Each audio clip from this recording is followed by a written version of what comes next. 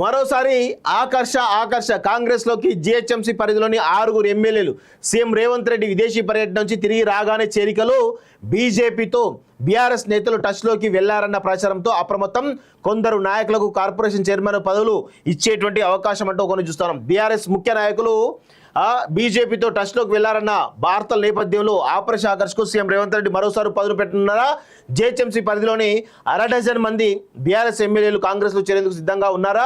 ప్రస్తుతం విదేశీ పర్యటనలో ఉన్నటువంటి సీఎం హైదరాబాద్కు తిరిగి రాగానే మరో విడత చేరికలు ఉంటాయా అంటే అవుననే అంటున్నాయి కాంగ్రెస్ వర్గాలు. వాస్తవానికి సిబిఐ ఎమ్మెల్యేలతో కలిపి 65 మంది సభ్యుల మద్దతుతో ఏర్పడిన కాంగ్రెస్ ప్రభుత్వం ఎంతో కాలం నిలవబోదంటూ కేసీఆర్ సహా బీఆర్ఎస్ ముఖ్య నేతలు చేసిన ప్రకటనలతో అప్రమత్తమైనటువంటి సీఎం రేవంత్ రెడ్డి ఆపరేషన్ ఆకర్ష్కు తెరదీసిన సంగతి తెలిసిందే. ఇందులో భాగంగానే దానం నాగేందర్ మొదలుకొని మొత్తం 10 మంది బీఆర్ఎస్ ఎమ్మెల్యేలు దశల వారీగా కాంగ్రెస్లో చేరారు. గతంలో 12 మంది కాంగ్రెస్ ఎమ్మెల్యేలతో ప్రత్యేకంగా శాసనసభ పక్షం ఏర్పాటు చేయించి బీఆర్ఎస్ ఎల్పీలో విలీనం చేయించుకున్న తీరుగానే బీఆర్ఎస్ చెందిన 26 మంది ఎమ్మెల్యేలతో శాసనసభ పక్షాన్ని ఏర్పాటు చేయించి సీఎల్పీలో విలీనం చేయించేందుకు సీఎం రేవంత్ రెడ్డి ప్రణాళిక రచించారన్న ప్రచారం జరిగింది. బడ్జెట్ సమావేశాలకు ముందే ఈ ప్రక్రియను పూర్తి చేయాలనుకున్న సీఎం రేవంత్ రెడ్డి ఆ దిశగా బీఆర్ఎస్ ఎమ్మెల్యేతో సంప్రదింపులు జరిపారు.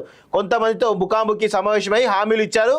కాంగ్రెస్కు ప్రాతినిధ్యం లేని గ్రేటర్ హైదరాబాద్ శివారు నియోజకవర్గాలపైనే ప్రధానంగా దృష్టి పెట్టారు. ఈ క్రమంలోనే షేర్లింగంపల్లి ఎమ్మెల్యే అరకపూడి గాంధీ, రాజధాని ఎమ్మెల్యే ప్రకాష్ గౌడ్, పటాన్చెరు ఎమ్మెల్యే వీళ్ళందరూ కూడా ఒక్కొక్కరుగా చేరేటువంటి అవకాశం అయితే చాలా స్పష్టంగా కనబడతా ఉంది. అయితే ఇక్కడ విషయం ఏంటి అంటే ఎమ్మెల్యేలు ఎందుకు అయ్యారంటే ఈ కల్వకుంట్ల కుటుంబం వీళ్ళు ఏం చేస్తారు, పిట్టల దొర ముచ్చటి ఇప్పట్లా ఈ ప్రపంచంలోనే నెంబర్ 1 జాతి అది.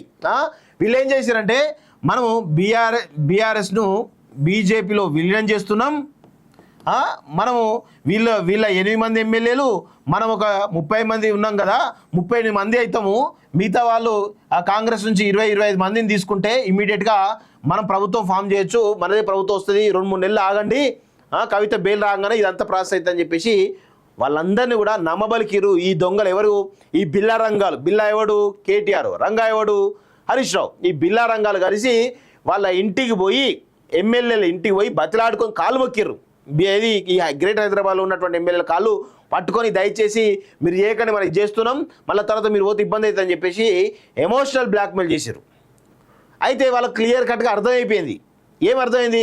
అరే ఈ దొంగరా కొడుకులంతా కూడా లంగా ముచ్చట్లు చెప్తుర్రు, లఫంగా ముచ్చట్లు చెప్తుర్రు, వీళ్ళు నమ్మొద్దు అని చెప్పేసి మళ్ళా కాంగ్రెస్ తోటి చేరడానికి రెడీ అయిపోయారు. తప్పేమీ లేదు, వీళ్ళు పోవడంలో ఎటువంటి తప్పు లేదనేది నా యొక్క అభిప్రాయం.